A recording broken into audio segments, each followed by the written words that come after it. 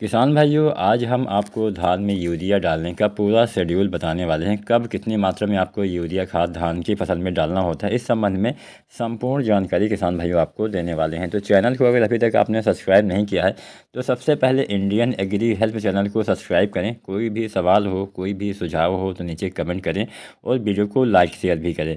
अब किसान साथियों, यूरिया खाद की जो मात्रा है अन्य खादों की अगर हम तुलनात्मक दृष्टिकोण से देखें तो अगर आप डीएपी डालते हैं तो मात्रा अलग रहती है, अगर आप एसएसपी डालते हैं तो मात्रा अलग हो जाती है, क्योंकि डीएपी में नाइट्रोजन होता है जबकि एसएसपी में नाइट्रोजन नहीं होता है। डीएपी में 18% नाइट्रोजन होता है। अगर हम कुछ एनपीके डालते हैं जैसे 12-32-16 तो वहाँ पे भी 12% नाइट्रोजन होता है। 14-35-14 डालते हैं तो 14% नाइट्रोजन होता है। तो इसी तरह से जो हम खादें डालते हैं उसमें कुछ ना कुछ नाइट्रोजन होता है, सिवाय एसएसपी के, यानी सिंगल सुपर फास्फेट का अगर आप इस्तेमाल करते हैं तो इसमें केवल आपका नाइट्रोजन नहीं होता है, बाकी एनपीके और डीएपी में आपके नाइट्रोजन पाया जाता है। तो अगर आप डीएपी डालते हैं, अगर आप एनपीके डालते हैं तो वहाँ पे यूरिया की मात्रा थोड़ा कम रहेगी। अगर आप एसएसपी डालते हैं तो यूरिया थोड़ा आपको बढ़ा के डालना पड़ेगा। तो आज की वीडियो में हम इसी विषय पे संपूर्ण जानकारी आपको देने वाले हैं। अब यहाँ पे जो खाद की मात्रा है वो दो तरह से हम बताएंगे। हमारी ऐसी बहुत सारी धान की किस्में हैं जो थोड़ा सा जल्दी तैयार होती हैं, कम दिन में तैयार होती हैं, और ऐसी भी हमारी बहुत सारी किस्में हैं जो थोड़ा सा देर में या मध्यम अवधि वाली वैरायटियाँ हैं। तो जो किस्में जल्दी तैयार हो जाती हैं उसमें कितना यूरिया डालना है और जो किस्में देर से तैयार होती हैं उसमें कितना यूरिया डालना है, आज की वीडियो में हम इसी विषय पे आपको चर्चा करने वाले हैं, बताने वाले हैं। तो ज़्यादा समय नहीं लेते हैं, वीडियो को स्टार्ट करते हैं, जानते हैं। सबसे पहले जानते हैं जो किस्में हमारी थोड़ा जल्दी तैयार हो जाती हैं उसमें कितना यूरिया यानी नाइट्रोजन की पूर्ति करनी होती है। यहाँ पे हम हाइब्रिड धान की वैरायटियों के बारे में आपको बताएंगे। तो जो हमारी हाइब्रिड धान की वैरायटी 120 दिन से कम दिन में तैयार होती है उसमें कितना आपको यूरिया डालना है, कब कब डालना है, ये हम आपको पहले बताते हैं। तो अगर आप डीएपी खाद का इस्तेमाल करते हैं तो यहाँ पे आपको यूरिया खाद का इस्तेमाल आपको 3 बार करना होता है। आपको पहले नोट कर लेना है, यूरिया खाद धान की फसल में 3 भागों में आपको डालना होता है, 3 मात्रा आपको डालना होता है। आपके साथ साथ यूरिया की आपको पहली मात्रा धान की रोपाई से 1 सप्ताह के अंदर डाल देना है। दूसरी मात्रा आपको 25 से 30 दिन पे डाल देना है और तीसरी और अंतिम मात्रा 40 से 50 दिन पे डालना होता है। अर्थात 3 बार यूरिया हम डालेंगे। तो पहली बार हमें 1 सप्ताह के अंदर रोपाई के, दूसरी बार लगभग 25 से 30 दिन पे और तीसरी बार लगभग 40 से 50 दिन पे आपको यूरिया की पूर्ति करनी होती है।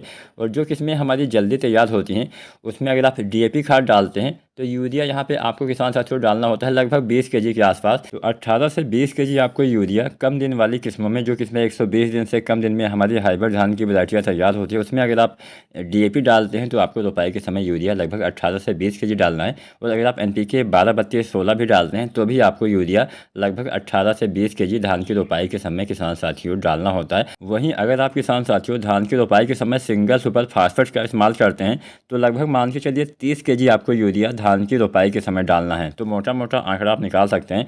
अगर आप डीएपी एनपीके डालते हैं, डीएपी या फिर एनपीके 12-32-16 डालते हैं तो यूरिया आपको 18 से 20 केजी डालना है। और अगर आप एसएसपी यानी सिंगल सुपर फास्फेट डालते हैं तो रोपाई के समय या फिर रोपाई से 1 सप्ताह के अंदर आपको जो यूरिया है किसान साथियों लगभग 30 केजी डालना होता है। इसके बाद हम 25 से 30 दिन पे कम से कम 30 केजी यूरिया डालते हैं। इसके बाद में हम 40 से 45 दिन पे फिर से 30 केजी यूरिया डालते हैं। चाहे आप एसएसपी या फिर एनपीके कोई भी मात्रा डालें, तो केवल रोपाई के समय ही आपको मात्रा यहाँ पे जो यूरिया की है वो बढ़ा देना है। बाकी 25 से 30 दिन पे आपको यूरिया, चाहे जो भी आप खाद डालें, चाहे डीएपी डालें, चाहे एनपीके, चाहे एसएसपी डालें, 30 केजी आपको डालना होता है कम दिन वाली किस्मों में। अब हम बात करते हैं जो हमारी किस्में थोड़ा सा देर से तैयार होती हैं।